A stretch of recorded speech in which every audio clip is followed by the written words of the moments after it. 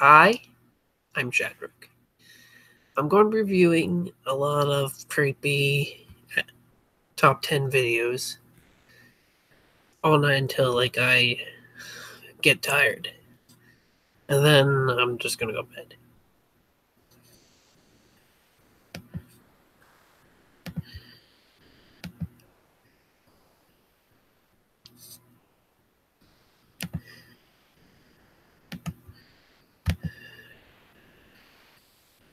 I didn't even set up the thing yet. Whoops. Let's check it out. See who's on.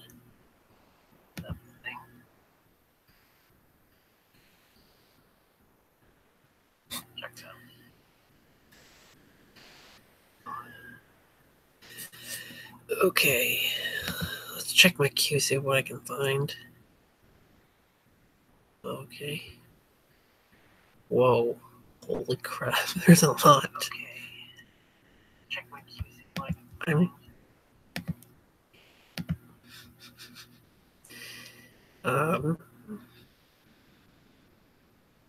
Here we go. Top 10 amiibos that should be illegal. Wow. What a nice place. Hi, Grandma. What are you doing here? Amiibo figurines add a little zest to your favorite Nintendo games. Some work with multiple games, and all of them offer something great. A new outfit, power-ups, or other bonuses. Sometimes they add a brand new character to the game too, or just brand spanking new exclusive content. With a total of 164 Amiibo figurines as of this recording, there are some that are bound to be better than others in terms of what they offer, and in terms of aesthetic and just general ability to buy them. So today we're counting down the top 10 Amiibo that should be illegal. Well, sort of. These are Amiibo that have peeved off players for very particular reasons, rather than, hey, that figurine looks dumb, derp-a-derp. So with that in mind, let's jump in. Top 10 gaming. And number 10, Silver Mario. One of the reasons why many Nintendo fans shiver at the word Amiibo is because of how difficult they were to actually get your mitts on. They were almost impossible to collect, and often, even if you did care to collect them, you would have to hunt them down in order to unlock cool features in games that you had already purchased. Not that they were deal-breaker features, but still annoying nonetheless. So when Nintendo started pumping out variations of Amiibo, everyone except hardcore collectors kind of rolled their eyes a little bit. Silver Mario is one of those variants. Many people felt that this Amiibo was rather irrelevant, considering that the Gold Mario variant had way better functionality to begin with. Speaking of variants, in at number 9, Gold Mega Man. Another one for the variant thrones, Gold Mega Man also fit the bill for feeling rather irrelevant. Most felt that Gold Mega Man didn't really offer up much in comparison to its original Amiibo, and that the functionality was limited anyways, or rather uninspired. Although it did boast more platform compatibility compared to the original Mega Man Amiibo, it has a handful of games that it was compatible with, but only one of those was a Mega Man game, and it was specifically presented by Capcom. Alright, those two were the easy parts of this list. Up next, number 8, something much more cringeworthy, the Wii Fit Trainer. The Wii Fit Trainer is part of something often referred to as the Holy Trinity. The Holy Trinity were 3 Amiibos that were released in the first wave of the figures to debut. Back then, no one had anticipated how popular Amiibo would become. So in terms of release, not all the figures had the same amount produced. And this included the Wii Fit Trainer. Along with 2 other Amiibo that we'll be discussing shortly, the Wii Fit Trainer had a low stock to begin with. And after they sold out within a few days, Nintendo announced that they were discontinuing it. Introducing the world of Amiibo scalpers. Oh god, yeah, this is a thing that exists. The prices for those who had the Wii Fit Trainer, or those who had bought multiple at the time intending to sculpt them, skyrocketed, making them go for double or triple their retail price. The Wii Trainer ain't even all that great.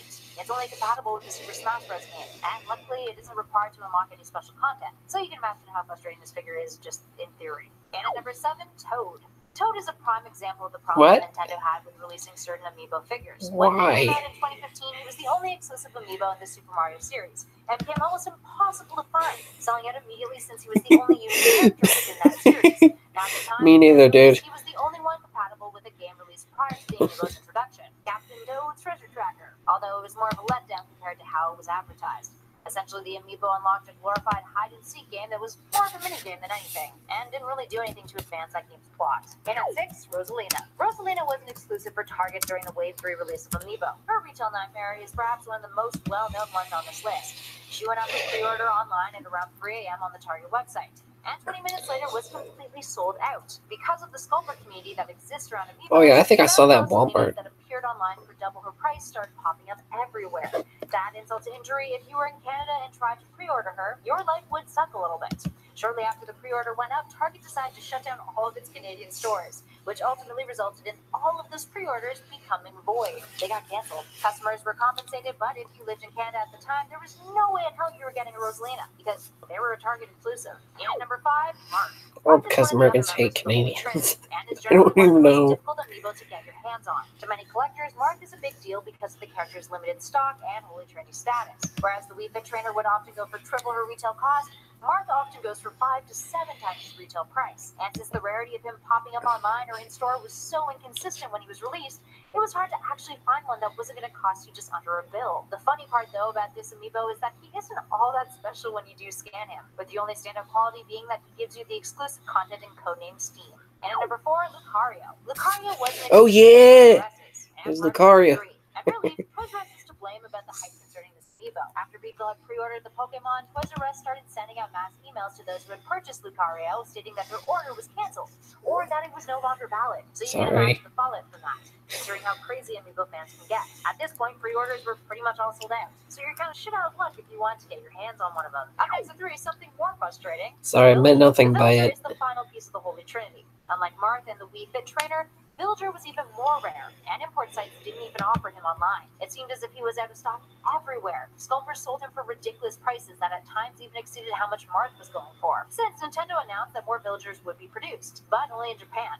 And this is where it gets interesting. The new batch of Villagers had subtle changes. His eye positions, his forehead size, and his arms were ever so slightly different than the first batch that had been released. So guess what that meant? The original Villagers went up in price exponentially and were labeled as being an original first edition collectible. So if you tried to get one, you would be just cashing out a lot of money, friends. Oh, the pains of being a true collector. Up next at 2, Little Mac. If those last 2 numbers didn't leave you feeling defeated, this one will. Little Mac is often jokingly and painstakingly referred to as the amiibo that never existed.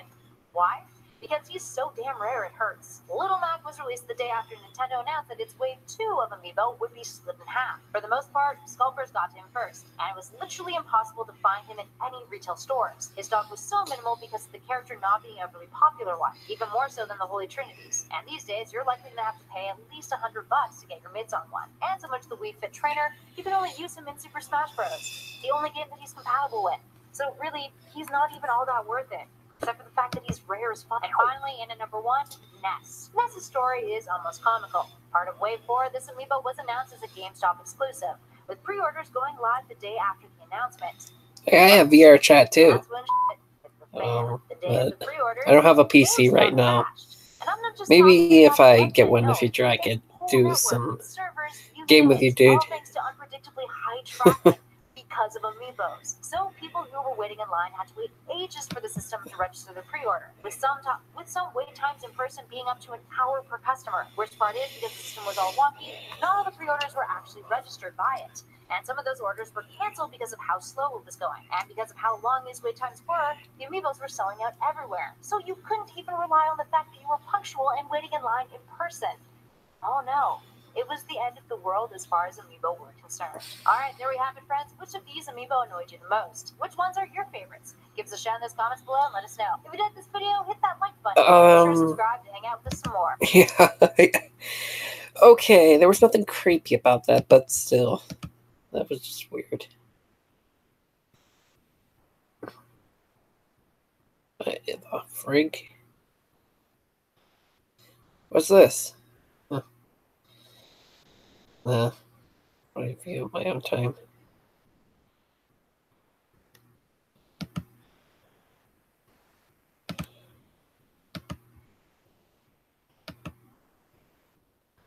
Okay.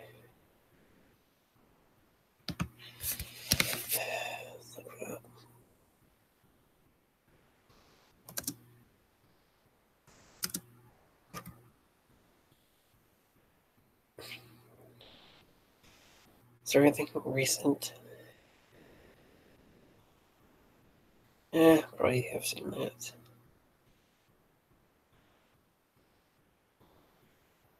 Oh.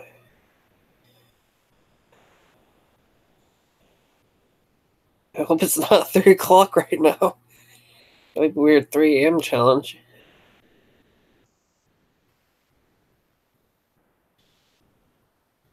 Okay, let's see. Huh. What the frig is that? Oh.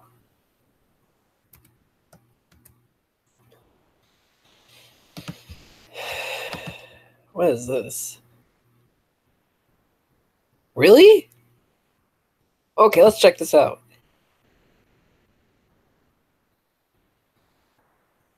Western. Why is the Jersey Turnpike? I'm really excited for this video because it's unique. What? Now I'm going to tell you why. Most of the things we do on this channel are either creepy fiction or like creepy facts. It's usually one or the other. This video will bring those two worlds together. Creepypastas are stories that are often spread online in order to scare people, but sometimes they do more than that. Sometimes creepypastas foreshadow events to come, or in some cases they even inspire horrifying crimes. Here are 10 notable ones. My name is Danny Burke. I hope you're all ready for the top 10 creepypastas that came true. Starting off at number 10 now, we have the Slenderman stabbings. This is perhaps the most famous one on our whole list. It made headlines across America and beyond. Slenderman is a creepypasta dating back to 2009 about a tall, thin man with a featureless face and head. Yeah, I heard about that. For sure one has, right? Over the years, it's inspired spin-off stories and artwork, but it also inspired something far more sinister. On May 31st, in the town of people are Waukesha, watching right now? Wisconsin, 12-year-olds Anissa really Weir and Morgan Gieser lured their friend Peyton Lutner into the we can woods. They then see stabbed how many her people are 19 watching? times in an attempt to kill her. They later told police that they wanted to prove their loyalty to Slenderman so they could become his proxies, prove his existence, and prevent him from harming their families. They believed the only way to do this was to kill a human being. The victim was found by a cyclist after I think we all have heard about this one already. Survived the attack after 6 days in hospital. Yeah, Slenderman's not real. I actually kind of found out. Paranormal creatures that resemble children between the age of 6 and 16. They have pale skin and black eyes, and they lure people in by posing as hitchhikers or panhandlers. The origin came from Texas reporter Brian Bethel, who first described an encounter with two black-eyed children in I Texas heard about this. Since then, it became nothing more than an urban legend or even just a creepypasta. In 2014, though, things seemed to step up a level when a paper in the UK ran stories about alleged sightings of black-eyed children. It could be they just have 8-ball fractures. Because if you're seeing gorillas, they get, like, I'm going to give you an example. It's a real thing. You probably already know about this. But if you see 2D from gorillas, where are you going?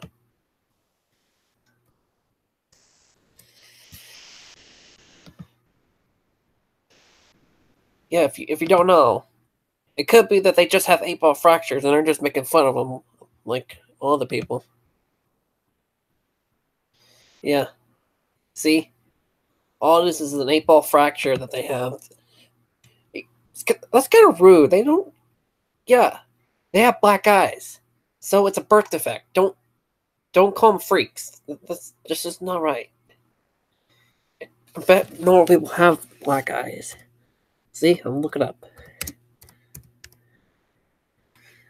Okay.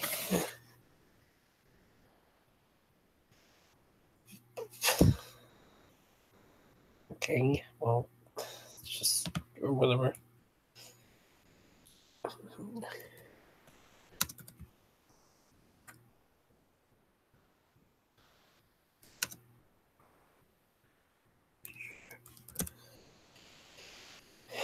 See, it could be just some...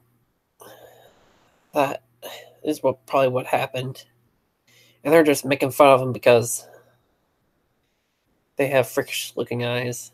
Which is kind of mean, to be honest. Okay.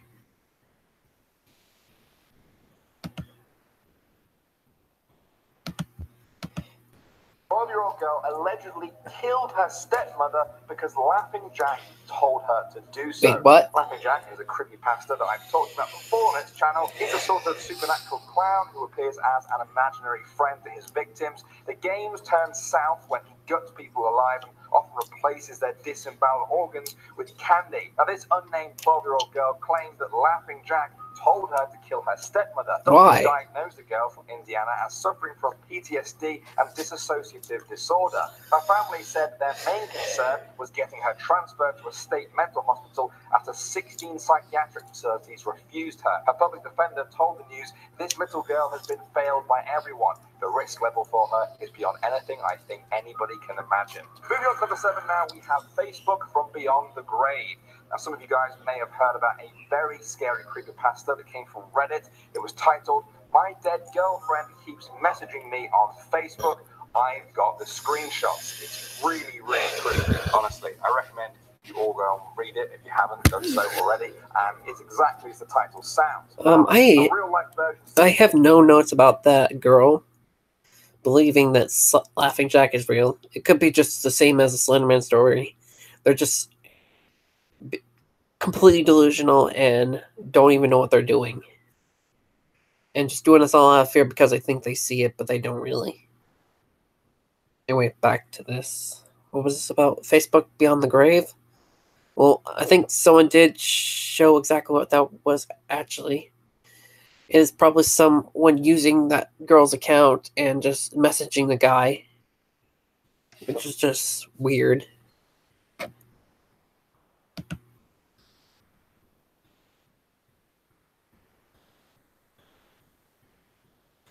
Yeah.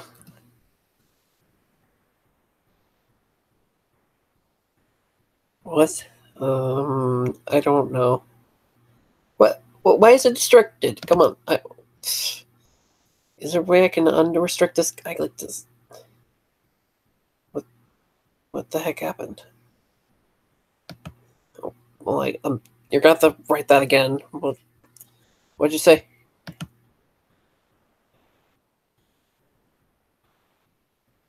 Message retract. Oh wait, was that the one you just sent? Okay, why you... Okay.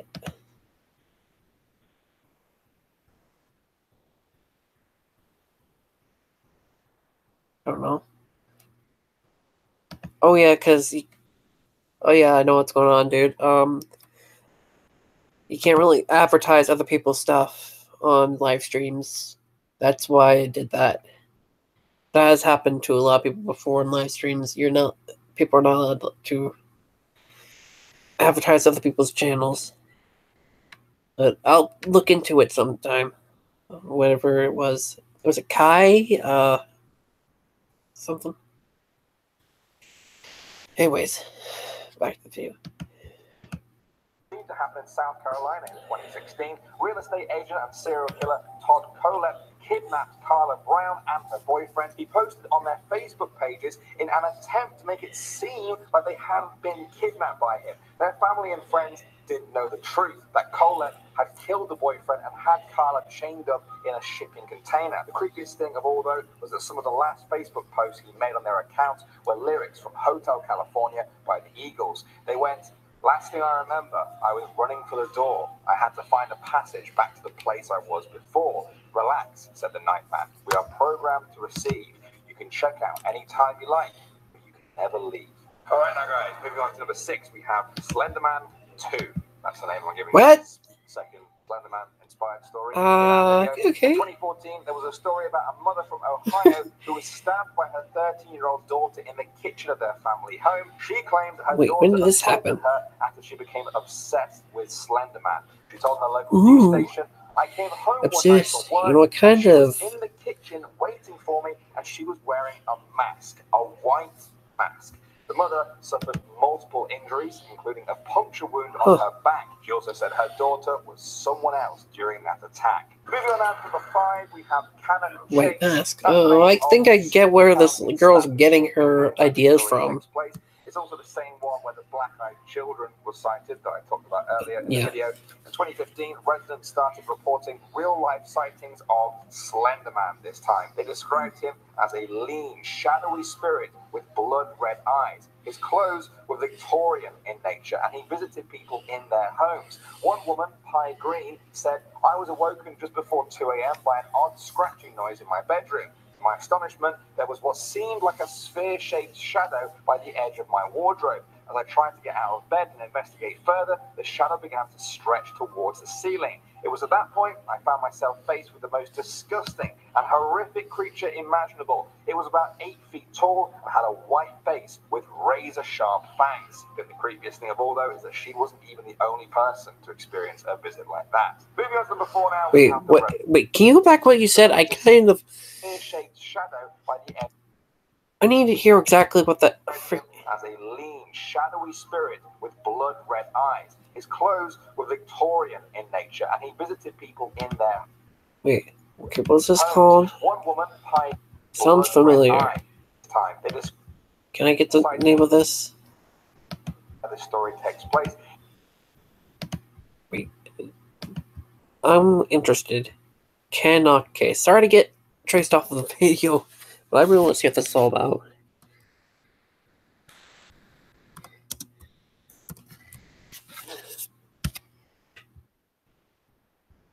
Wait, what? Chase? Okay, Chase.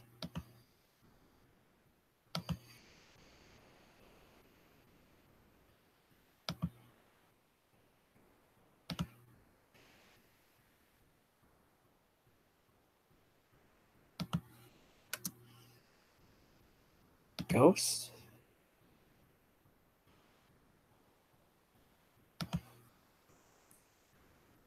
I guess we'll just look for, say Slenderman, I guess. Sorry, the way they describe that makes it sound a lot like something I might have heard of before. White face with teeth? Wait. I'm pretty sure Slenderman does not have teeth. Wait. Can I... Name of the small town in Staffordshire, England, where this story takes place. It's also the same one where the black-eyed children were sighted, the Slenderman this time. They described him as a lean, shadowy spirit with blood-red eyes. His clothes were Victorian. Let me see. Victorian clothes? Okay, what does that even look like?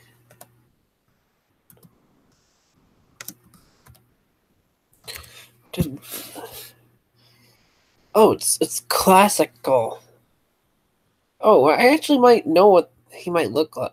Oh, you know, I actually think I might know what this is. It might be that character from that video game, some Trilby Notes, something about this thing called, probably the original idea for Slenderman is called Cabadath. I do a lot of research on...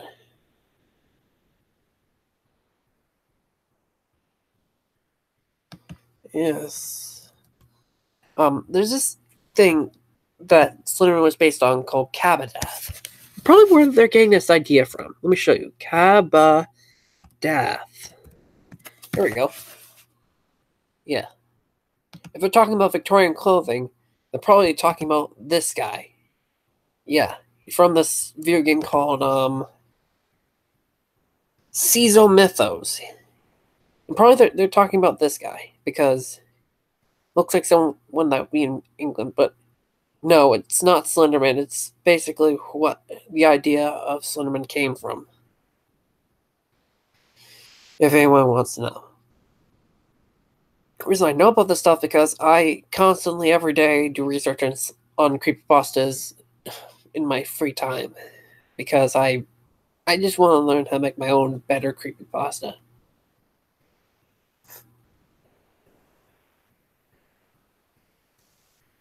And yeah, hey, I have actually made a creepypasta.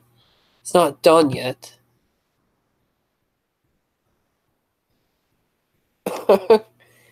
Okay. Wait, what the frick is... what is that? What did you say? Abba Jovadav? How do you... what is that? Is that even a word? Sorry, what is that? Did you like accidentally write into the keyboard and just wrote that in? Don't ask me why I'm doing this, but I'm going to look that up. See if that's a real thing. Okay.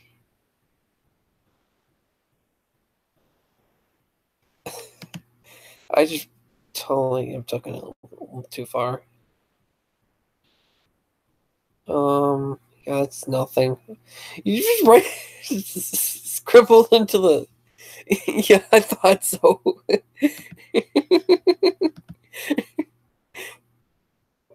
Okay. Anyways, back to the video. In nature, and he visited people in their homes. One woman, Pie Green, said, "I was awoken just before 2 a.m. by an odd scratching noise in my bedroom. To my astonishment, there was what seemed like a sphere-shaped shadow by the edge of my wardrobe. Oh, really? As I tried to get out of bed and investigate further, the shadow began to stretch towards the ceiling. It was at that point I found myself faced with the most disgusting and horrific creature imaginable. It was about 8 feet tall and had a white face with razor-sharp fangs." Okay, that's the only thing that's probably different from the guy Cabadas. Cabadas doesn't have teeth, but I'm pretty sure it looks kind of like that. The creepiest thing of all, though, is that she wasn't even the only person to experience a visit like that. Moving on to number 4 now, we have the Revolution. In What's this? 2014, Gerard and Amanda Miller murdered police officers in a Las Vegas pizza restaurant before covering their bodies in American Revolutionary War flags and a swastika. They then killed another local shopper before turning the guns on themselves. What, they actually dressed like Joker people? Neighbors said that Miller also donned the costume of Slender Man when he walked around his apartment complex. What? He used to go around the talking about murdering cops, killing as many as they could. Oh my gosh. People back then were really obsessed with Slender Man. They actually did do a lot of killings as Slender Man. The way the internet was back then is pretty bizarre. I mean, I know I was around back in the day when internet was taking off and when PewDiePie used to be great, and you get the idea.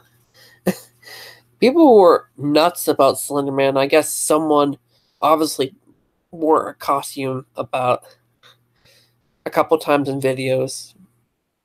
Obviously, those videos were fake and just done for skits, but I guess maybe some of them might have taken it a little bit too far and actually think he was real and they were the Slender Man and just decided to just go out and kill people. I'm not trying to laugh about that. That's not cool. Don't go around killing people. But that's probably what they were doing. And if you do see a Slender Man in real life, it's not Slender Man. It's some serial killer dressed up as Slender Man. And wherever you do, avoid those people at all costs. Unless you're at a Comic-Con, because that's normal. Alright? Tribe of South Dakota. They believe that Walking Sam is a suicide spirit. A 7th. Wait, what? Oh.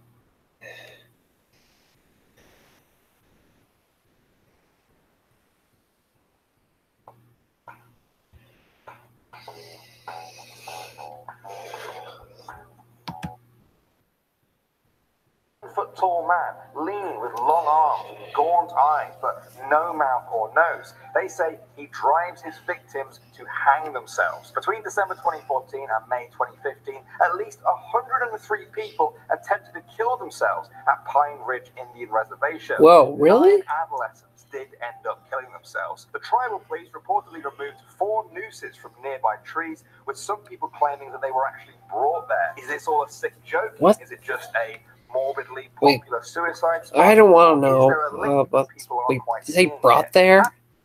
You know, that kind of means that they didn't actually want to do that. Could be that they were kidnapped and made to kill themselves.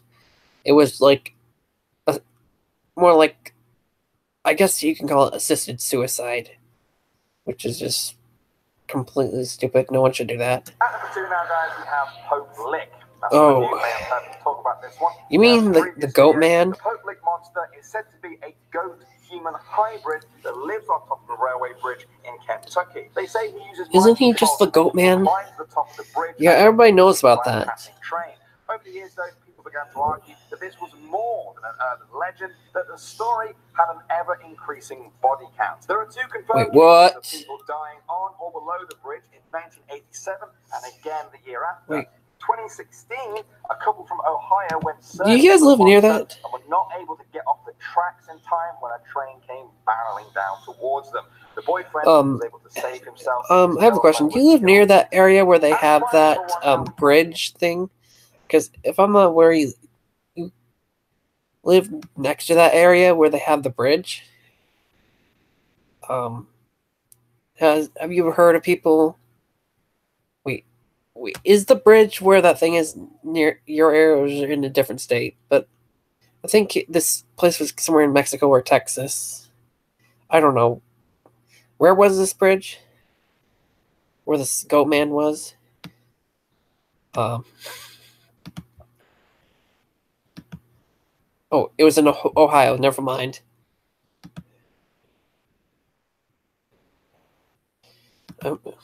I'm stupid. I'm sorry. Okay.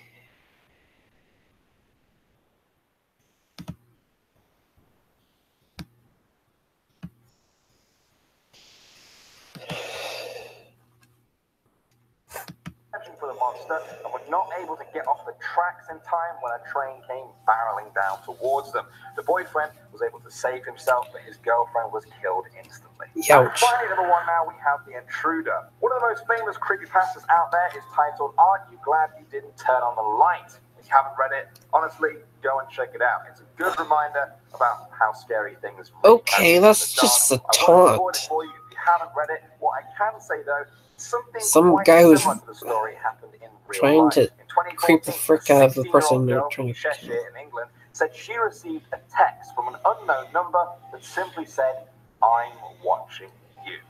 Later that night, the stalker told her he was going to hang himself outside of her first floor bedroom window. The girl was so terrified that she spent the night sleeping in her mother's room. During the night, she received a text from the stalker saying he was in the house. She didn't believe him, but she was still terrified. The next morning, she went into her room and noticed some of her shoe boxes under the bed were poking out a little bit. When she looked under the bed, she found her stalker was there asleep. Luckily, I gave her just enough time to go and get her mum and for the police to be called. All right. Whoa. That was a bit of a bombshell to end on. That's all out of the way now. Thank you very much for watching, guys. We're now going to go right into our comment segment to read some comments. Ooh, looks just in time. I was trying to find something new to watch. Okay, after the sad one. You know what? What's the thumbnail with Jack's tapes? There is no Jack's tapes. It's kind of a troll. Well, thanks, Joseph. Very nice of you to say so. I often see. That's really some awful clickbait.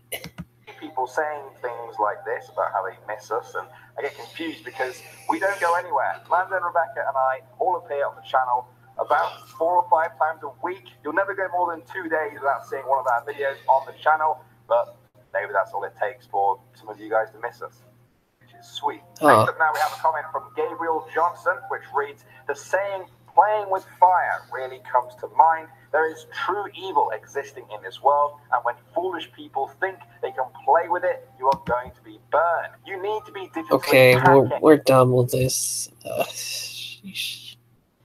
That's nice, but hello and welcome back to the most amazing. Now we're getting into some dark crap. And today I'm talking about the top 10 scary deep web stories. Guys, obviously, disclaimer before I start this video, don't go looking into the dark web. It's filled with all kinds of dark and illegal stuff. Instead, ooh, just stick to Facebook, yeah, I'm pretty sure a lot of people do it anyways. If you want to connect me on Instagram, then my link is in the description box down below. Okay, dark web stories. Are you ready? You thought you were ready, but instead, you decided to click on that like button. Good on you. Yeah, just for that, I'm not going to do that. Oh, I'm pretty sure I should try not to laugh too loud. Now, My most family's of us sleeping. are luckily ignorant to this, but it is I get still very annoyed much whenever I make a happening. lot of noises. In mid-2017, it seems that a human trafficking group calling itself Black Death lured a 20-year-old model, Chloe Ayling, to a photo shoot in Milan, Italy. The shoot was bogus, and the British model was then snatched, bundled into a bag, drugged, and held hostage by the group. Now, they planned to sell her or claim ransom of 300,000 euros for her. The model was eventually freed 6 days after her capture, and her captors, Michael and Lucas Herber, were arrested. The Black Death Group is a real group of human traffickers who use the dark web to sell sex slaves to buyers in the Middle East. Whoa, oh, that's horrible. A bit of an urban legend. We have Mariana's Web at number 9. Mariana's Web is the name supposedly given to the deepest, darkest parts of the dark web, and it gets its name from Mariana Trench, the deepest part of the ocean. Do you have ever gone this deep? So it's hard to bring you confirmed stories, although I will say there are some intense rumors circulating about what this super encrypted site holds. According to a number of whoa, that's pretty well drawn. Did you see that? Is that just a thumbnail, or is that actually on the website? I wonder if that's actually on the website. If that's actually on the website, that's kind of cool. Really creepy. This is where the darkest secrets in humanity are hiding, as well as the Vatican secret archives, evidence of alien life forms, artificial intelligence, and the location of Atlantis. While a lot of people think that Mariana's Web is your anecdotal creepypasta, it's okay. It said, I pronounce it Drotar Helms. That's how I pronounce it.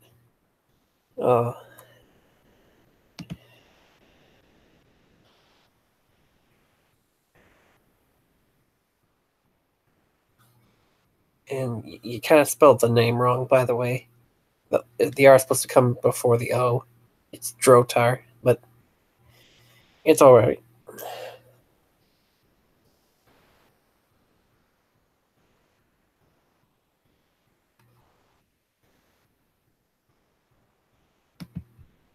Yeah, it wasn't a double question. It's actually kind of nice that you asked. Pedestrians like you and me will probably never know. Sometimes the dark web meets the mainstream web, and it is terrifying. Let's talk about the horrifying case of Colin Henson, a Vine user captured by a twisted YouTuber. This is all coming into number 8. So you guys may have heard a little bit about this one in our live stream, and I want to go a little bit deeper into this really, really scary twisted story. Colin Henson went missing soon after he began posting on social media in January. It seemed like he really enjoyed Vine. In one video, Colin shared his adventure in an abandoned mental asylum in Arkansas, which he said was about a mile away from his house. Rather than just sharing some footage of the outside, Colin made the mistake of venturing in. At first, he jokes around a bit, but things take a dark turn when he comes across a cow mask, which is really weird. After that, the violence gets pretty nasty. Someone clearly has Colin's phone, and he's seen crouching in the corner. Colin is then seen unconscious. Then pills. People later noticed that Colin's vines correlated to a YouTube channel called 10's Playhouse. What, did someone like knock the guy out? Oh my gosh. Some creepy stuff. Everyone just assumed it was the usual kind of stage, just for lols creepy. People started putting 2 and 2 together when they saw the cow mask in one of his videos. In a new video called New Friend Mob, someone who looks a lot like Colin appears. It seems very much like Ben has actually kidnapped Colin. But then, around a year later, Colin disappears from Ben's channel and Ben's seen flying on a plane wearing Colin's red hoodie. After he lands, he is seen stalking a new victim. Horrifying. Who else is lurking on the dark web? Oh, this is scary. They're recruiting teenage girls at number 7. The biggest terror cell of our generation uses the dark web to ensnare new recruits and also to share their heinous propaganda. A lot of vulnerable young Muslims are groomed online by various sectors of the terror group. For example, in 2015, there was a very high-profile case of 3 girls from Bethnal Green in London traveling to Syria. I actually don't want to watch this thing, but this is kind of too extreme. Aged between 15 and 16 fled to never return. While 2 are still missing, How long is this video? Sultana was killed aged 17. Of course, there was also the case of Samra Kasnovic. She was a 17-year-old blonde Australian girl who became a poster girl for ISIS in 2014 when she converted to Islam and fled to Syria. Eventually, she changed her mind. She wanted out. She tried to escape and was stoned to death. Classic ISIS. Of course, as well as grooming, there are a number of ISIS red rooms showing beheadings of their prisoners. Coming into number 6, we have a classic. It is the Pain Olympics. I guess a lot of people my age are pretty aware of. Oh, I saw that before a couple months ago. I heard about that. The video, popular on 4chan, shows real-life willing male genital mutilations. Scary, scary. Yeah, that person got in trouble. The videos came from online magazine created by Canadian Shannon Larratt.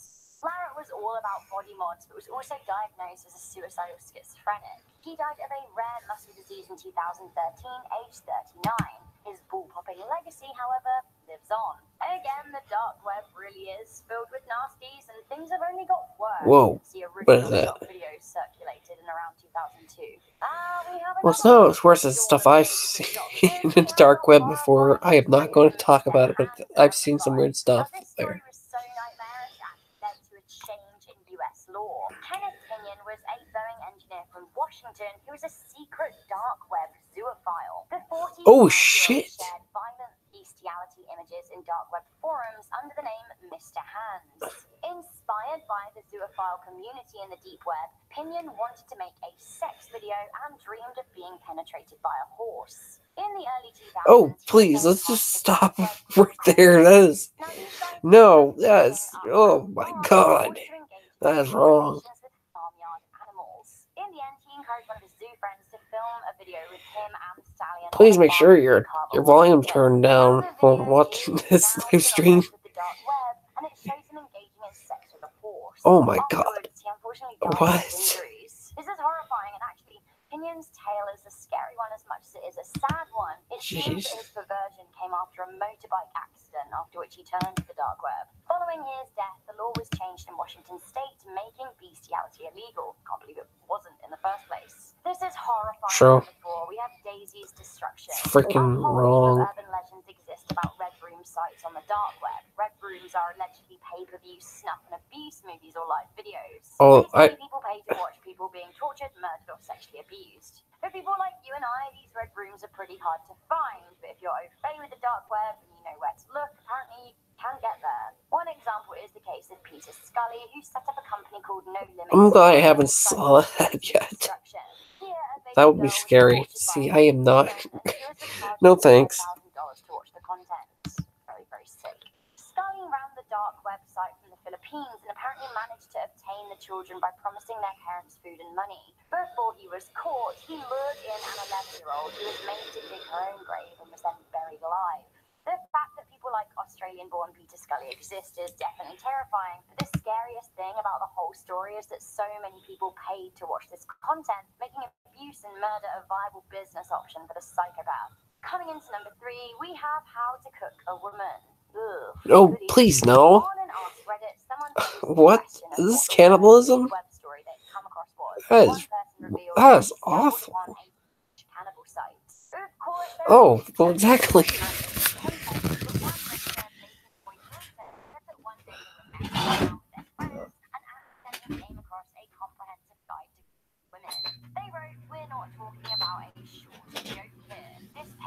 Just so you know, people, cannibalism is wrong.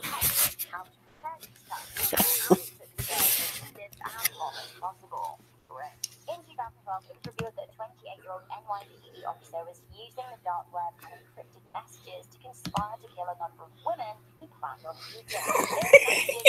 shooting. Okay, go stop. I'm in the same mode as you, dude. Building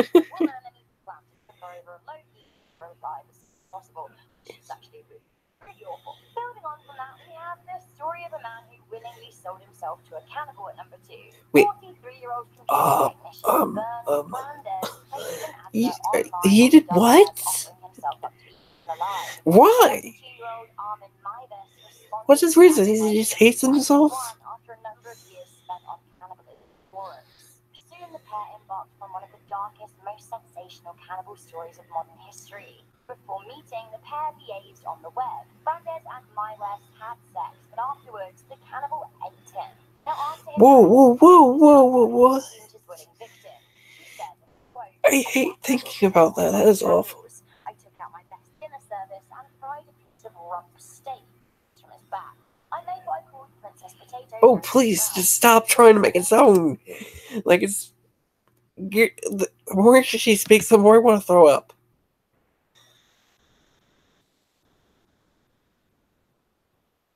Oh my gosh. I wasn't expecting this from the video, but okay. Let's... Okay, we're gonna skip past this part because it's... Maybe I should just stop watching this video altogether. Okay, this is no. We're done. Nope. I've heard enough. I don't want to hear anymore. That is just wrong. Okay, you know what? How about we just watch? Yeah, just chills. This guy. No, I'm not sponsoring chills, by the way. I just want to see what he's got new. Here we go. Who is Project Zorgo? We gotta see that. Yeah. Project Zorgo's hacker who for months have been threatening the very livelihood of the YouTube community. Lately, the hackers seem to be getting more and more aggressive in their Right. attempts to take over the website and bend all of its users to their will. Number 11, a YouTube channel called The Stories, has been receiving constant harassment from Project Zorgo for some time now. Nobody knows exactly what Project Zorgo wants from them, so they teamed up with some other YouTubers who have been targeted as well to get to the bottom of the situation. It isn't long before they find a mysterious folder on their laptop that none of them have ever seen before. Obviously, That's it was kind of placed bluntly recently making it by bluntly obvious. Why wouldn't the frick with a hacker literally just call himself hacker? somebody who wanted it to be discovered. The title of the folder is simply called Hacker. They are afraid to click on the folder at first, but finally they decide that it must be done. If they want to solve anything, inside are a bunch of aerial photos taken of them a long time ago. That is so. That's literally we're blocking right there. Look, it's moving. It's moving. It's moving. If this is real, then it's clear Project Sorgo has been watching them for quite some time. As if this wasn't enough, Project Yipes. Sorgo has since demonstrated its ability to take complete control over their channel whenever they want. Ooh, that's scary. You will only be able to watch the videos we allow you to watch. Exactly what Oh, Project try making Sorgo yourself sound has funny. absorbed from this Alright. channel is anyone's guess. Yeah, you're not helping Based on the yourselves. past activity, I doubt it's anything good. Number 10. A YouTuber named Helios Craig claims to have somehow gotten a phone number from someone within Project Zorgo. He then calls the Yeah, number how about, and okay, immediately fine. hears How about this? the Subscribe to message. Chills after you're done. Listen to this part and Because let he me makes know if awesome you heard content. anything being said or if it made you feel weird afterwards.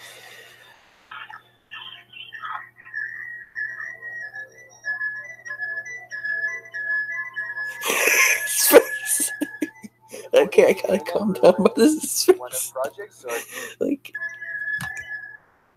go back. The guy's reaction. I'm just gonna put it in slow motion. Just because, like, freaking what the hell.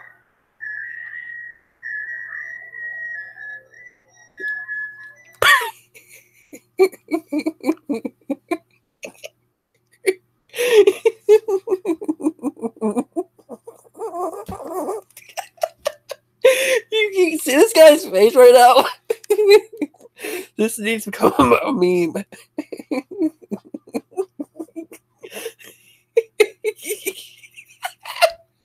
Oh my god. Look at this guy. Can't stop laughing. This guy's face is so freaking stupid.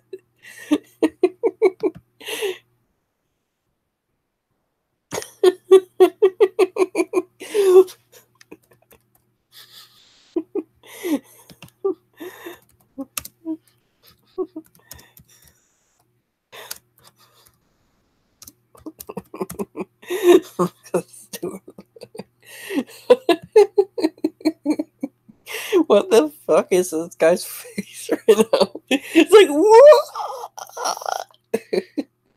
Oh, I think I just ruined it. I'm sorry. Okay, anyway, back to the video.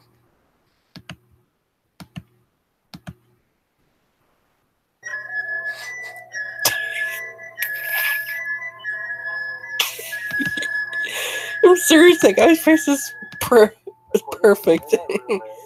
One of Project Sargo's main methods of recruitment is through mind control. With that said, maybe this recording contains strange messages that are designed to make you loyal Alright, to the I'm Sargo gonna cause. stop being quiet. I don't know. You just watch the rest of the video. I gotta go for a second.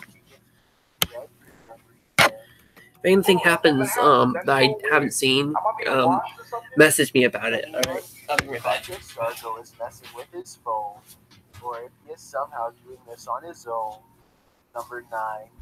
There's a YouTuber who claims to know exactly what Project Sargo are up to. He's constantly on the run and has been uploading videos exposing the project since September of 2018. And Daniel, that guy who used to work for Project Sargo, but quit. That's a very important part. I quit, alright? This time he comes forward with plans of a new device called the Neurocontagion System. Danny doesn't know exactly how this device works, only its general purpose. If they put this thing on somebody's head, that thought that they have will become contagious, and the person wearing the thing will agree that. Yes, a person only has to wear this device one time to be affected permanently, which is a pretty terrifying thought. Anyway, Danny goes on to explain that Project Sargo has taken over a building known only as the Luxor, which now serves as their headquarters. He says that he still has limited access to some of their files, but before he can explain any further, someone comes looking for him. Access to the lower parts of the Luxor, not the top part. A masked stranger with a black hoodie briefly appears next to his car and quickly walks away. Danny somehow doesn't notice this person, which I find hard to believe. The person doesn't notice him, which I find even harder to believe. But I guess it's still possible. Still, let me know if you believe in the possibility of the mind control devices and Project Sargo in general based on what you've seen here. Number 8. This video was posted in August of 2018 as a declaration of the mission and purpose of Project Sargo. First, they plan to hack the YouTube trending page, and then they want to hack popular Okay, what did I YouTube miss? channels to demonstrate their power. What did I The video miss? has remained Tell me what I unrefined missed. and has since received 4 million. Did I miss The anything? concept of Project Sargo is just Oh my a clever gosh. gimmick, or maybe you really can't take their channel down because they are such an elite group of powerful hackers. Oh. Number 7. Well, I'll watch this live stream back, and I'll see what the heck happened. She comes back to her hotel only to find evidence of a break-in. Nothing has been taken, which makes me think they probably wanted to leave something in her room like a listening device. Well. A short while later, someone leaves a coded Kinda message at the cliche. lobby for her. The page looks totally blank at first, but when she passes a special light over the letter, it reveals a hidden handwritten message. The Whoa. whole page just looks like random letters to me, but I'm sure there is a code here. How did she even figure out how to do that? Check out this part and let me know what the hidden Okay, I think this is message fake says, because if anything. how would she even know how to figure out this message if this was a random break-in? How can she conveniently have this thing? Wait, did it say it came with it? In her room like a listening device. A short while later, someone leaves a coded message at the lobby for her. The page looks totally blank at first, but when she passes a special light over the letter, it reveals a hidden How can she handwritten conveniently have a message. special light The whole over thing it? just looks like You know, random this is- letters to me, but I'm sure there is a code here waiting to be broken. Check out this part and let me know what the hidden message says, if anything. Cool hidden message, but how can she It's a lot conveniently written on have this this page, light? But it really I'm pretty sure this is not fake. look like anything that I understand. Hawaii Unicorn says she has been followed by Project Sargo lately, so she is sure that the hacker group is behind this message. Maybe if we all work together, we can try to figure out what their intentions with her could possibly be. Yeah, I'm not Number interested. 6. Project Sargo has apparently taken over a popular YouTube channel called Trinity and Beyond. This time, the leader of Project Sargo, a man known only as the Game Master, has a special message for the YouTube community. Really? Successfully hacked into a live feed of your home. Project Sargo is watching. This is followed by Cool. an 18-minute stream of Trinity and Beyond going about their daily business at home. The footage does look like a high-definition security system, but the border certainly looks a little fake. So I can't tell if this is real or edited. If this is real, then I don't know why Trinity and Beyond haven't had this video taken down yet. Maybe they are leaving it up as evidence that they're being victimized. Or maybe Project Sargo simply has more control over YouTube than we thought and are forcing the video to stay up. Number 5. You know, actually, that doesn't sound like a bad idea, to be honest. Because, you know, maybe Zargo might be on our side after all, because you know how YouTube's making so many rules. Maybe Zargo was actually trying to help us. You know, who knows? I'm not trying to defend him, but you guys never know. They might actually be on our side. We don't even know it. People have already largely forgotten about a massive YouTube hack that occurred in April of 2017. That's when literally hundreds of YouTube accounts were all changed at once to say the same thing. Our mine are back.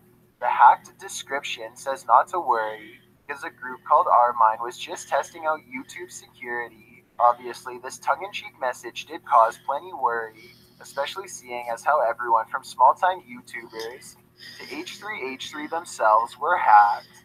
The hack was so huge and widespread that some people still haven't changed their videos back to normal over 1 year later. Why do people reference Minecraft when they're talking about hacking people? And all of this happened over the course of a single day. Our Mine is its own hacker group, though. With that said, hacker groups are constantly moving around and recruiting new members. So it wouldn't surprise me if some of the Project Sorgo hackers came from Our Mine. I would even say the styles of Our Mine and Project Sargo are very similar. I'm not trying to say I support this, but I don't really think they're bad people. 2017. Now Project Sargo is doing the exact same thing a year later. Number 4. One of Project Sargo's most insidious tactics is to turn popular YouTubers against each other in hopes of bringing the platform down. Marmar is the real-life cousin of another popular YouTuber named Guava Juice. Lately, he has been targeted by Project Sargo and forced to do their bidding. Now they are threatening to permanently delete Marmar's channel if he doesn't help them sabotage Guava Juice. They want to take down YouTube. What's going to happen if they do that? What good is going to come out of freaking taking down YouTube? Are they going to I don't know. They're trying to put up another channel, video media site that they control or something. Like, who would go on that site? YouTube's fine. We don't need a different social, video media site. We already got YouTube. We don't need another one. In fact, there's already that other one.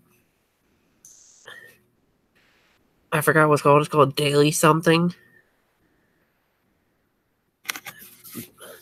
We got plenty of video sites. We don't need another one. They should just be satisfied. Just go with the stupid YouTube videos like normal people and stop being told dicks. Put into Roy's office along with these mics. Tucked away in a secret location, he finds a fiber optic camera, mic, and other premium spy equipment left for him by Project Sargo. Most importantly, there's a USB drive with a Trojan virus that he must install on a desktop computer with sensitive files. While he gains access to the building and goes inside, Marmar is extra careful not to make a sound as he installs the listening devices in strategic locations throughout a conference room. Next, he turns his attention towards finding the computer Project Sargo needs the most.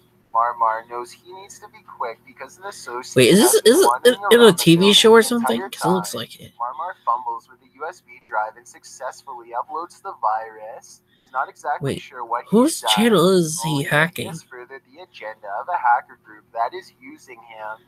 Parts of the video seem like they were staged or at least made to be more dramatic than they should be. Like the moments where he's being recorded. I see Project that. Sargo really is intimidating Marmar. But there is a strong possibility that this is scripted, in which case they were in this building with permission the whole time. Number 3. In June of 2018, there was a huge internet outage from Comcast service providers all over North America. The phones, internet, and television went out for millions of customers and stayed out for most of the day.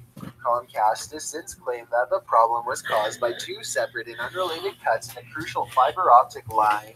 located in North Carolina.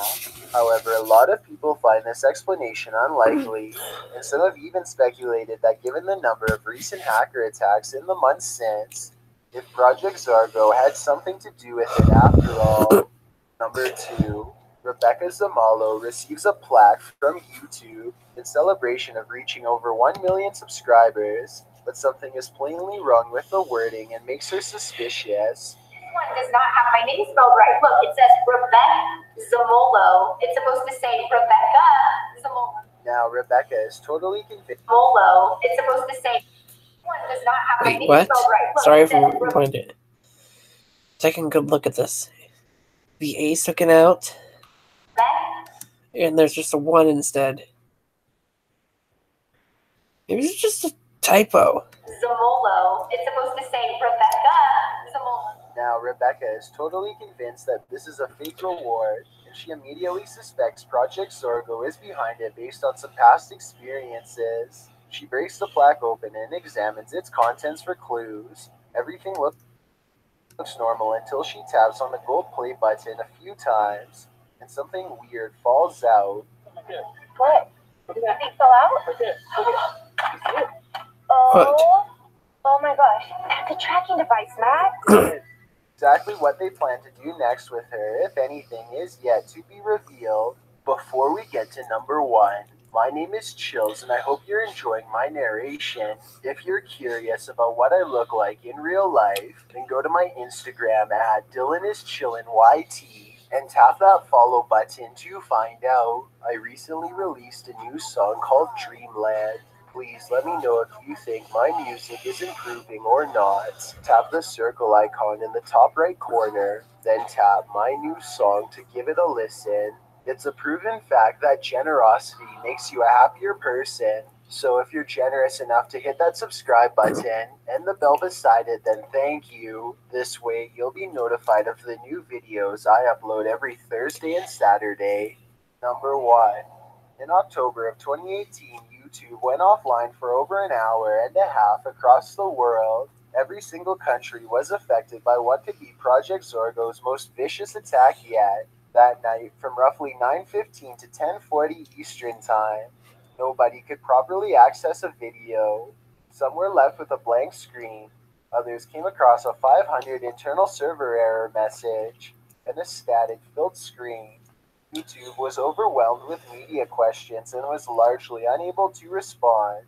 As far as I know, they still haven't provided an official explanation, but apparently Project Zorgo has. Today, in preparation for the doomsday date, we decided to test the code we have written.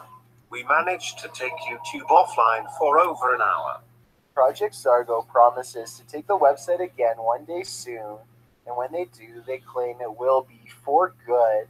Strange places are hosts to strange people, and sometimes Okay. they might want you to stay with them forever. What? Okay, well that was interesting. I kind of missed half the intro.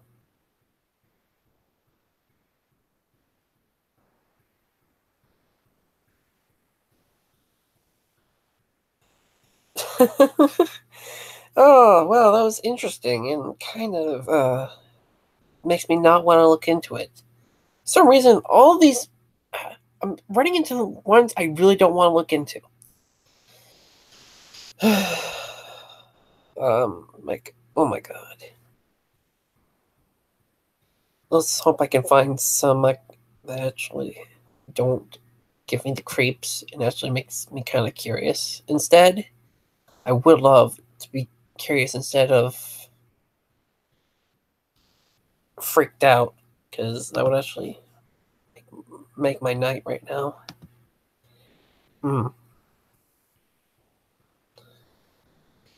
Let's see. Cool. All right. We're taking a look at this upload. See which one I should take a look at. That's his actual face, by the way. I'm not trying to make fun, but That's one big mouth. Ooh! Now this sounds like something worth looking into. Coincidences happen around us all of the time, but usually we just don't have enough information to take notice. Here are 10 instances where the impossible has become reality. Number 10. A news reporter is doing a basic story about heavy traffic patterns in Gwinnett County, Georgia, when she stops and interviews a random person passing by, politely comments about local transportation for a bit, and then quickly goes on his way. The news reporter is later contacted by police for urgent questioning. A witness says that they saw a man rob a bank and then afterwards stop at a news van to conduct a short interview. The interview footage you see here, along with photos of a license plate and other surveillance footage, was enough for police to arrest him. They identified the man as Eric Rivers and quickly took him into custody. Number 9. Wait, I did not catch anything that the chills said. Is reporting on photos of a license plate and other surveillance footage was enough for police to arrest. So they just arrested the guy? Minnesota. That happened yesterday when suddenly a bank employee comes flying out of the building, pointing out someone off camera. Just 24 hours ago, this bank in... What? Oh, that's the robber. There's the bad guy right there, the banker says as he sprints towards the subject, who is getting into a van. As it turns out, a man named Ryan Lisco had just robbed the same bank 2 days in a row. The news team just happened to be there reporting the first incident when the exact same thing unfolded for a second time right before their very eyes. Really? Ryan was captured shortly thereafter and sentenced to nearly 10 years in prison. No, did you see that window my cursor's on? I think the door just opened again. Someone just went in there. Number 8. Bernard and his friend are out exploring when they find a long tunnel that gives off a creepy vibe. They are commenting on how dark the tunnel is and just trying to be calm in general when suddenly a small child's voice chimes in somewhere behind them.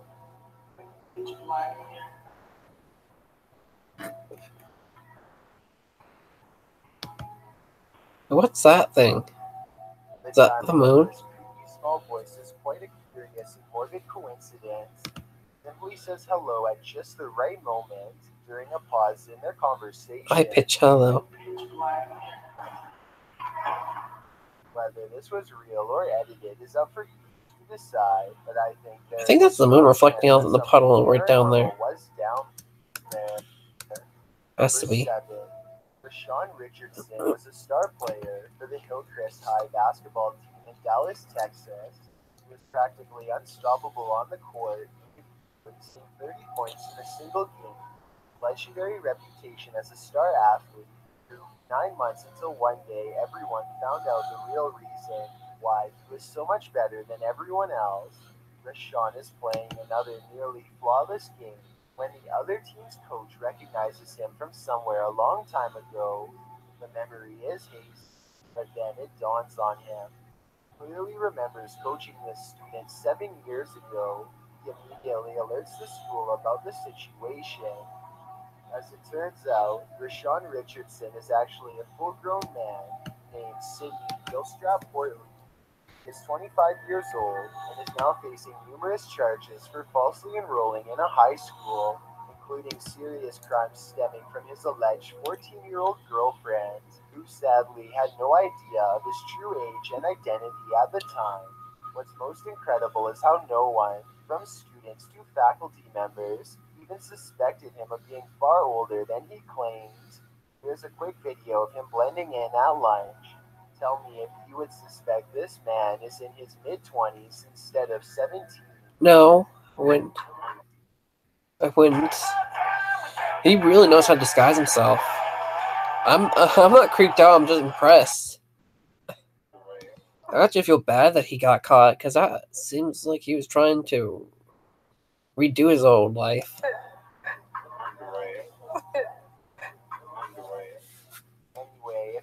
by coincidence, played a game against his old high school team, then Sidney could very well have remained in school to this day.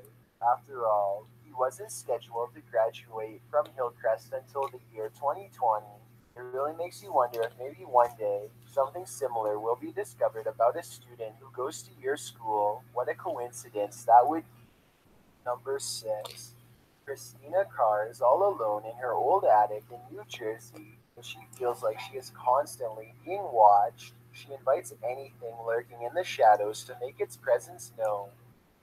Is anybody in here with me? It isn't long before she gets a response. Goodness. She does not hear it at the time, but the disembodied voice of an older woman timidly asks, "Hello."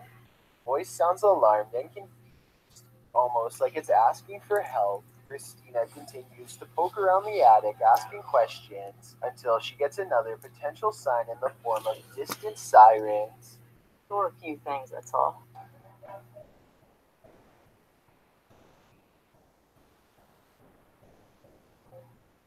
I hear some kind of alarm.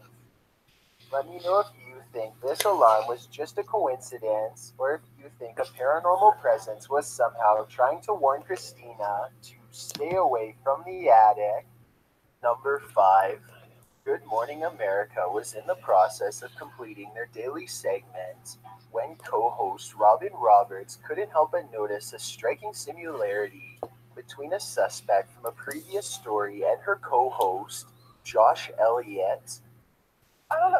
You just remind me of someone all of a sudden. I'm just looking at you, Where are you and going? I can't. Where are you going, Robert? I can't remember. Well, the co-host, Josh, and the suspect certainly look alike. This wasn't the only person this was the case with. The original reporter who reported on the incident also looked disturbingly similar to the suspect. And police really want to get this guy. The police are on the hunt for the man resembling this sketch. Although cases of coincidences where the newscaster looks like the reported suspect can certainly be humorous, they can also be quite creepy. This suspect is accused of attacking a woman after a traffic incident. Huh. Therefore, I hope the real suspect was brought to justice. Number 4. And I always look up to the sky and I always say, "Hi, Dad." That's how a YouTuber named Jennifer Moen5 pays her respects to her dad, who has since passed on. Then one day it looks like her father says hello back to her and her family.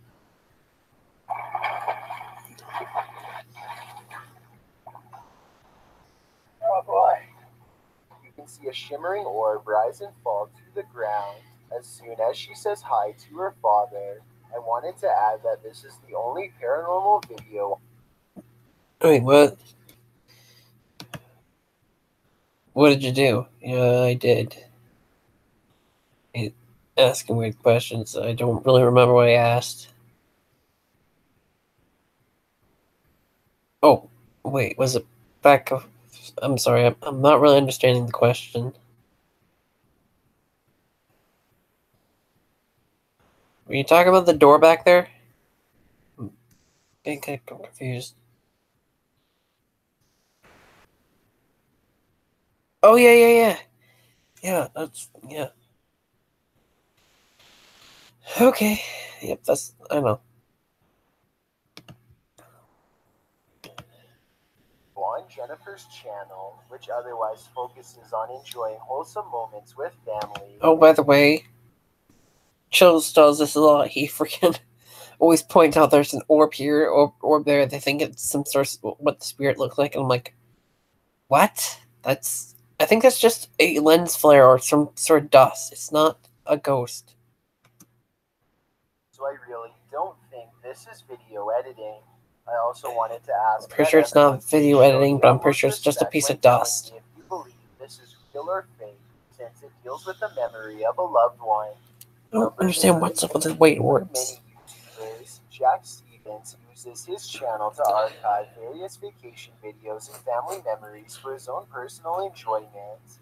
Most of it is ordinary travel footage, but there's one video in particular that was taken during his stay in Biltmore Hotel in Providence, Rhode Island. That's extremely eerie. He's all alone in his room when a big light overhead starts acting up, so he starts to record it for proof. Maybe it's just a coincidence, but it's definitely weird how the lights only seem to flicker on and off when he's talking about them. And as you can see, that's the lamp. It's hanging. See? Oh. I'm creating my Wix site. You think you already have a Whoa, stunning okay, website? that is That's kind cool. of You're welcome to interesting. skip. Or I guess electrical malfunctions in an old hotel isn't that big of a deal, but that's not all that happens.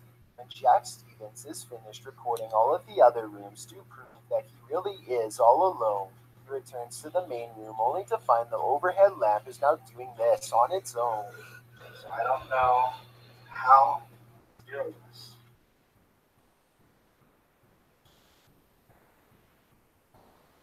Continues to swing in small circles for a full minute without any sign of slowing down. And if this was fake and someone else was in the room to move it, the lamp should eventually stop swinging in circles, but it never does.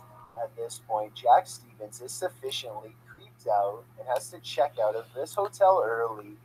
Number 2. His twins were born in Ohio during the 1940s and share an amazing history full of startling coincidences. They were put up for adoption at only 3 weeks old and ended up with different last names. One of them was named Jim Springer and the other one was named Jim Lewis. But to cut down on confusion, I'll refer to them as Jim and Lewis from now on.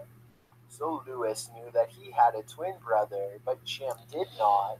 With the help of the courts, Lewis used his adoption papers to track his brother down a full 39 years later, and they finally met. Quickly found they had a lot more in common than just genetics. Okay, so get this. Both married different women named Linda. That's definitely strange, but I guess Wait, I it's think not I heard the totally story. impossible. And they both got divorced and married 2 different women named Betty. They both have sons and both are named James Allen. Gave their dogs the same name of Toy. Gets even crazier. Despite never meeting for most of their lives, they both got involved in law enforcement, vacationed at the same small beach in Florida. Both even have different cousins who were named Larry. Their case was so phenomenal that the University of Minnesota decided to run tests to find out exactly how alike they really were. Our test kind of showed so far that they're identical, just like the same person taking the test twice. They're that close. that's a strange feeling. Sure it is. Some of these tests were very unlikely to produce the same Well, results. I can see how this sort of thing could happen. Like, have you ever heard that classical tale, The Princess? No, sorry, Prince and the Pauper. How they were born at the same time and they both had the same face and they end up switching places. Maybe, I'm guessing probably that's kind of story based off of real thing that actually happens. Like, you can actually meet someone that can actually look like you in real life, but it's not exactly you. And there's a joke I probably heard about. It's called a glitch in the Matrix. I don't know. It's just what I'm just thinking about. Different rooms and told to draw a picture. Out of all possible choices, they both chose to draw a man who looked very similar in both versions. Another experiment isolated them again and then asked them to make up a random story. Both of them, despite being in separate rooms, made up a story about a family working in a field. Strange coincidences clearly prove that twins tend to think alike even when kept in separate environments. And if a complete stranger who thinks almost exactly like you isn't one of the creepiest thoughts imaginable, then I guess I don't know what is. Before we get to number 1, my name is Who knows? Jill. Maybe I have a twin around somewhere that I don't know about. We all can probably have our own twins that we don't know about in the world. Well, that's would be kind of scary. If you're enjoying my narration, if you're curious about what I look like in real life, then go to my Instagram at DylanIsChillinYT. and tap that follow button to find out. I recently released a small mixtape, and I'd love to know what you think of it. Tap the circle icon in the top right corner, then tap My Mixtape to give it a listen. It's also linked in the description below. It's a proven fact that generosity makes you a happier person. So if you're generous enough to hit that subscribe button and the bell beside it, then thank you. This way you'll be notified of the new video I upload every Thursday. Number Oh, well, I just got interrupted by this. I'm just skipping this up. I'm not sponsored. If anyone watches this, it's... 1. A lifeless person is wrapped in a blue tarp that was recently found in Camptown, Pennsylvania, and the local news reporter is digging for details. She arranges for an interview with someone named Matthew Haverly, a man who happens to live across from the creek where the person was found. He acts completely surprised about the situation and disavows any knowledge of what could have transpired. I had no clue. Sad to say that that's someone's either daughter, mother, or whatever, both, child. Hours later, police discover that the person was, in fact, none other than Matthew's mother, which makes this last comment a terrible coincidence. If Matthew was aware beforehand that it was his mother floating in the creek, he gives absolutely no indication at the time. He ends the short interview by saying how the person was probably dumped in the creek out of town by hitmen.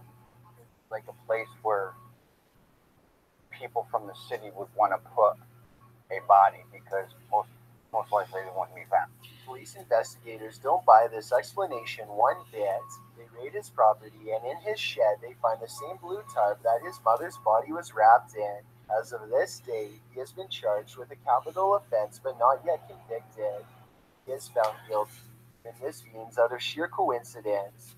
The reporter had unknowingly scheduled an interview with the very same man who had taken his mother's life not too long ago. She may very well have been standing just a few feet away from a calm and collected psycho without realizing it. In an era of ever-increasing worldwide surveillance, the deep web operates as the last bastion of true online privacy. The anonymous nature of the deep web getting kind of anybody tired. can post literally anything they want. In other words, I think there are no rules here. I think I'm gonna watch one last video and then I'm gonna call it. I'm just gonna call it a night. It's getting kind of late.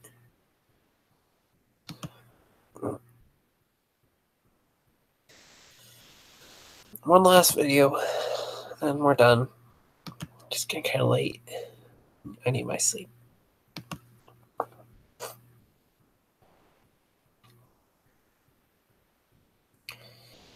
Okay, let's see. Oh, no, we're not doing that. I'm thinking about that, but... Oh.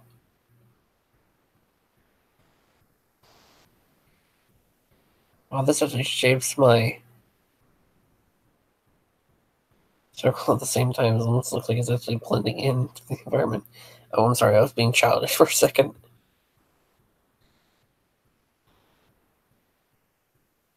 Ooh, how about this? This will be the last one for tonight, guys. 11 paranormal events caught on dash cam. Are vegans healthy? Are vegetarians healthy? French fries and beer are vegan. There's always a road to get you wherever you want to go, but as these paranormal dashcam videos show, you never know what you will encounter along the way. Number 11. A YouTuber and his friend are riding a motorcycle throughout the Indian town of Ooty when they unexpectedly zoom past a pedestrian clad in Asian-looking robes. Watch this part, and if you happen to share their language, please translate what's being shouted at the person here.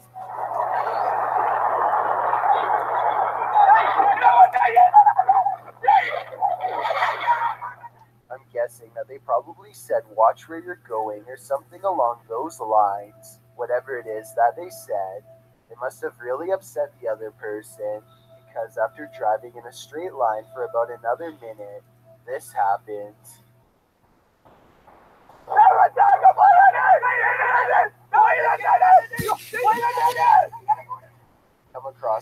person as before. Yet this is impossible because there is no way that the person could have been traveling on foot faster than what they were doing on a bike. Suddenly it dawns on them that they were most likely taunting a spirit, and it looks like they actually get off their bike to flee. This video looks very authentic, and I'm inclined to believe it is real because there's no added music or sound effects, just raw footage.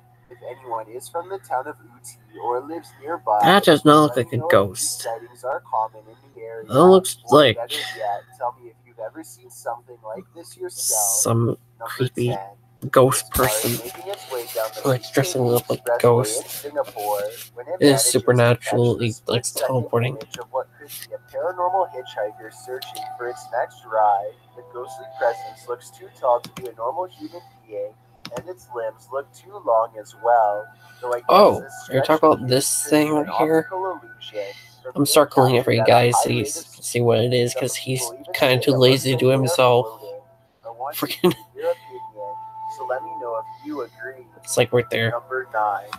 This road in western Russia has up to 10 accidents a year on average, many with no survivors. A woman is driving late at night when something in the road makes her pause. Then, as What? the dash cam shows, she finds a fleeting visitor. Where? Was this thing? It doesn't look like a visitor. It looks like just a bunch of boxes. Oh, that thing? Paranormal investigators would later review this video and claim that this is the spirit of a bride who lost her life on this road in the 80s. I'm not sure how they came to this This one right here? conclusion. Let me know if the woman appears to Oh, you mean this thing? You mean that's not boxes, that's an actual person. be wearing Russian wedding attire or not. Oh, it disappears. I'm not sure how they came to this conclusion. Let me know if the woman appears Oh my gosh, that's... I did not see that. Is it both these I'm not sure how people here? to this conclusion. Let me know if Okay, that is scary. Wearing Russian wedding attire or not. Most importantly, there is no reason for a complete stranger to dart in front of the car and then disappear like that. Number 8. YouTuber named Swinetown Swine puts on his helmet cam and starts making a random video while cruising around town. As he is busy recording his thoughts, he briefly notices a red car in the distance going around the bend. Swinetown Swine is traveling and quickly catches up to where the red car just was, but when he gets there, he's surprised at what he finds. Well, if you're going to start doing that sort of what are you doing? What was this car doing? Where's it gone? Okay. The red car, which was clearly present moments ago, is no longer anywhere to be found on the road. Well, if you take a very good look, there's a road right here that they could have gone down. So stop trying to call it supernatural. Wait, that's stairs. Never mind. Actually, forget what I just said. Found on the road. Swinetown Swine could have just turned that way at the same time they moved. But I'm not sure. Well, I think it's definitely a possibility. I just wish we could have seen just a little farther to the right during this part. I feel like the red car might have been down a little more. I think it just turned the same time they turned and went that way. Just out of sight. But I could probably was moving. Looked like it was moving slow, but maybe it went that way and they just didn't see it. Because there is a loop to go that way. This Russian dash cam so they're just assuming too much. Just saying. Dressed in all black, who looks very out of place, standing all alone in the quiet city street so late at night. Something feels off about this stranger, so they decide to double back and take a second look out of curiosity. This time they get a much better view at the shadowy apparition, and they all yell in surprise.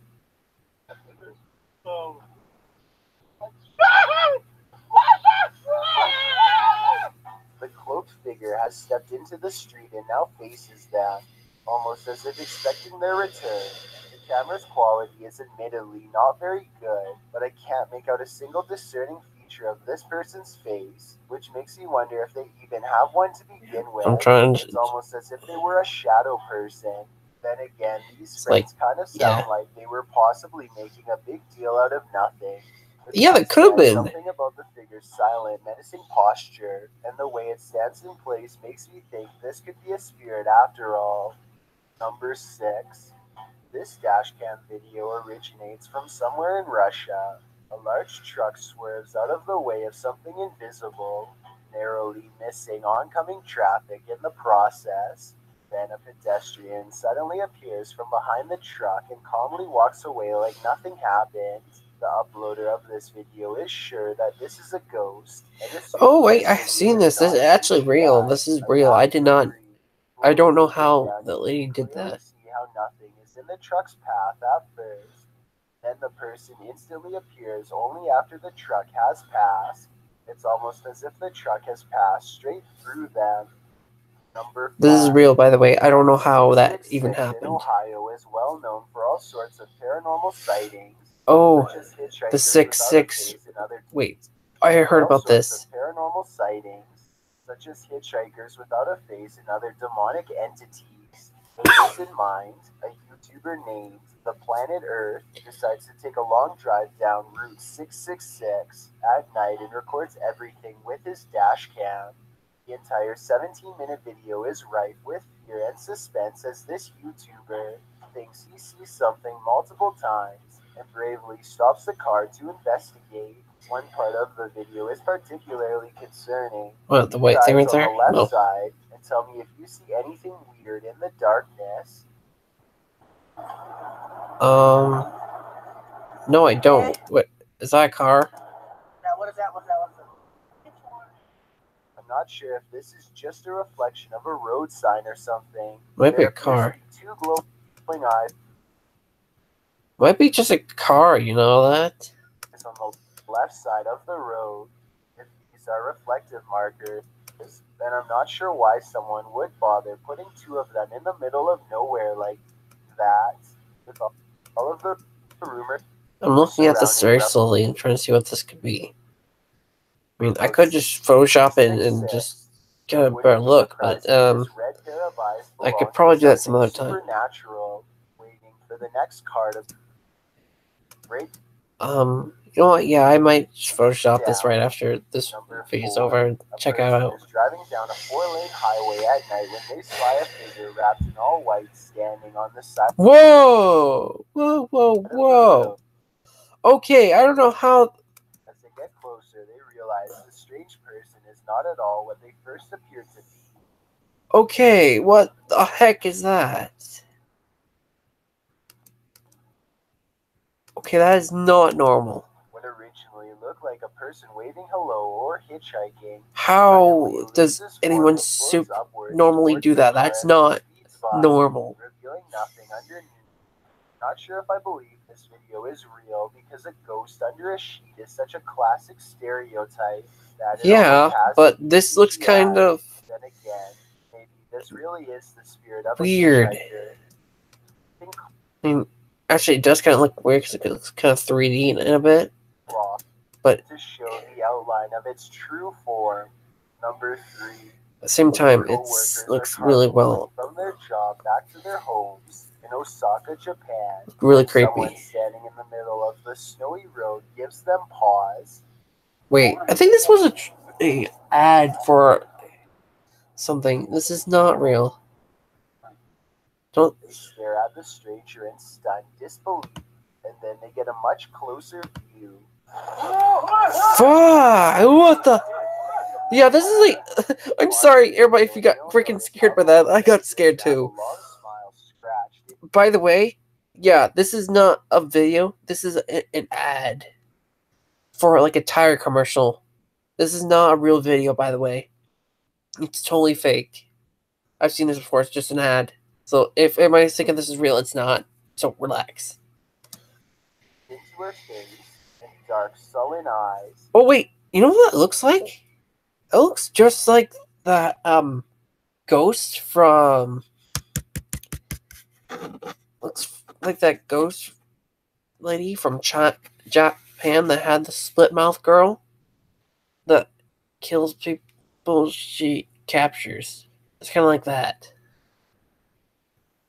Don't recognize this from any television or movie series, but at the same time, I really don't want to believe it's real. It's Unless not. someone can properly identify this video. It's from an ad. It is almost certainly one of the most convincing paranormal dashcam sightings I have seen yet.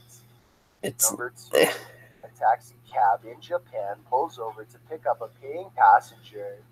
Clearly see the customer waiting on the side of the road for a ride during this part. Maybe they're standing a bit more rigidly than normal, but other than that, nothing about them seems too out of place. So imagine the taxi driver's surprise when his door swings open and this happens. His door opens and shuts, but nobody gets inside. When I first saw this video, I figured the passenger simply opened the door and then changed their mind about getting inside and shut it again. But apparently that's not what happened. Here you can see the driver rush to the front of the taxi in disbelief and look down the street for someone who is no longer there. He and many others who have watched this are positive that a paranormal presence let itself inside of the taxi and then shut the door. Why do people and ghosts always wear something like white or black? That is like so odd. There's like no other color clothing that people can wear. It's just white or black. Since many other local taxi drivers have been reporting ghost passengers ever since the last major tsunami. Seems very stereotypical. This incident could very well be real. Before we get to number 1, my name is Chills, and I hope you're enjoying my narration. If you're curious about what I look like in real life, then go to my Instagram at DylanIsChillinYT and tap that follow button to find out. I recently released a music video for my song Sidelines, and I'd love to get your opinion on it. Tap the circle icon in the top right corner, then tap my music video to give it a watch. It's also linked in the description below. It's a proven fact that generosity makes you a happier person. So if you're generous enough to hit that subscribe button and the bell beside it, then thank you. This way you'll be notified of the new videos I upload every Thursday and Saturday. Number 1. Myrtle Sorosa is a popular model and actress from the Philippines. Wait, what's that? Is that? Something unexplainable while on tour. It must be a reflection of the window, so. She and her crew are navigating unlit back roads when they spot this small phantom-like figure in the street. What? I didn't see it.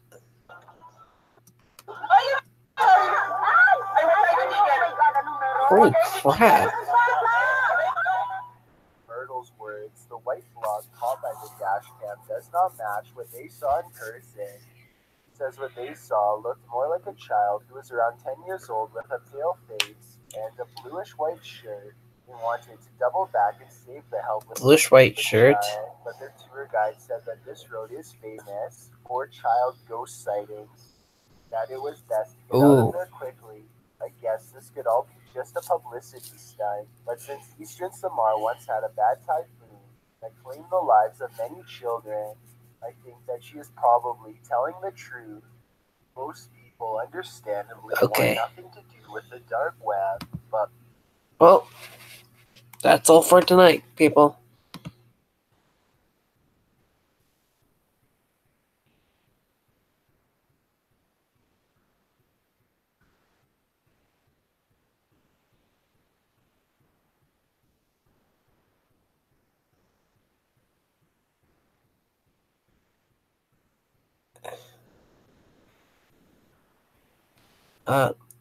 Your comment got retracted. You're going to have to tell me after the video, okay?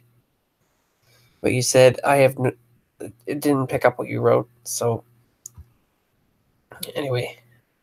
Thank anyone who watched this from watching, and have a good night. See you later. That was something, you know. Anyway.